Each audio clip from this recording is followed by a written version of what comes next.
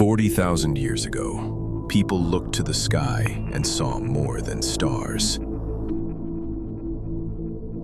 They saw meaning. Each flash of lightning, each sunrise, each eclipse, to them, these were signs from something greater.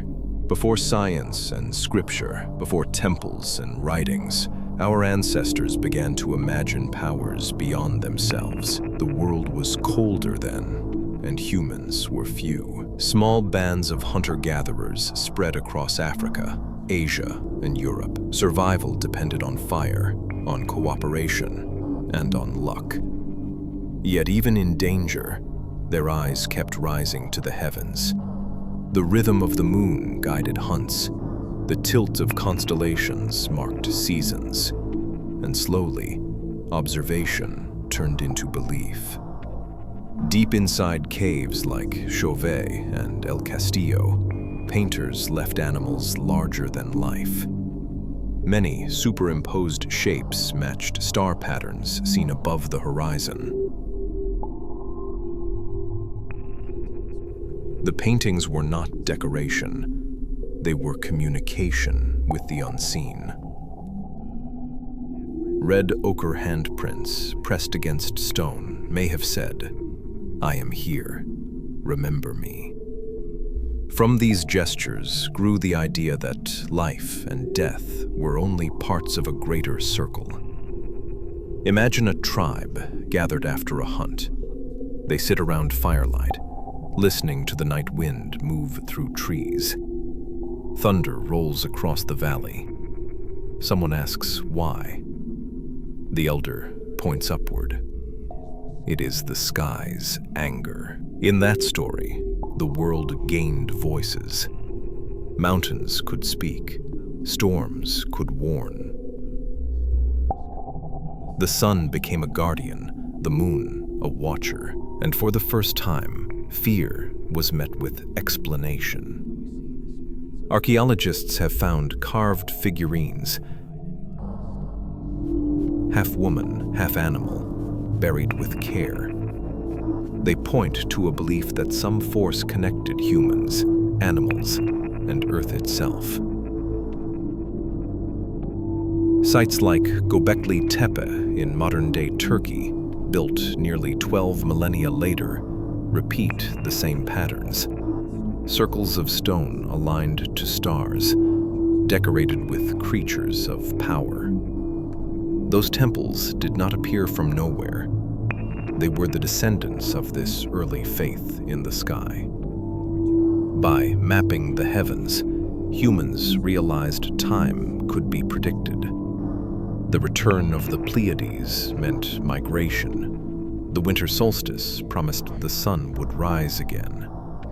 Understanding the sky gave control, and control gives comfort. Gratitude became ritual. Ritual became religion. Belief united tribes that spoke no common language. Shared myths were early social glue, proof that tomorrow mattered. When people buried their dead with tools and flowers, they declared, "Life continues." And that simple hope turned into humanity's first shared idea of gods.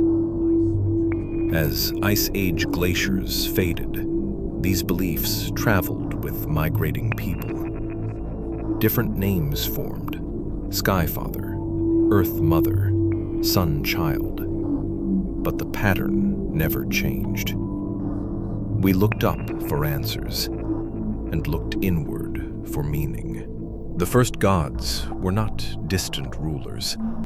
They were reflections of nature's order, mirrors of our own hopes and fears. Today, we map galaxies and land on planets. Yet we still ask the same question our ancestors whispered under ancient stars. Are we alone? Belief, after all, is another word for connection to each other and to something larger. The night sky that terrified the Stone Age still draws our eyes upward. And somewhere beyond those lights, maybe the first gods of imagination are still watching back. Subscribe for more journeys into our earliest history, stories of discovery, courage, and wonder from Stone Age Tales.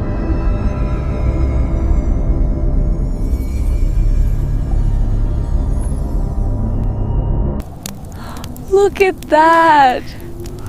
It's incredible. I've never seen so many.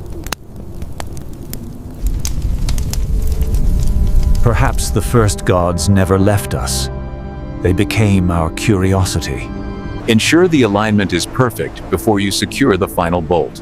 Yes, I'm cross-referencing with the schematic now.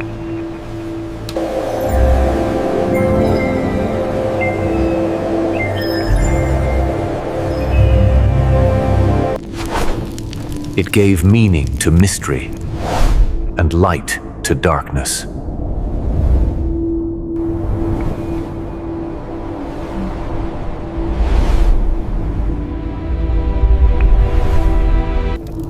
"40,000 years ago, humans began to believe.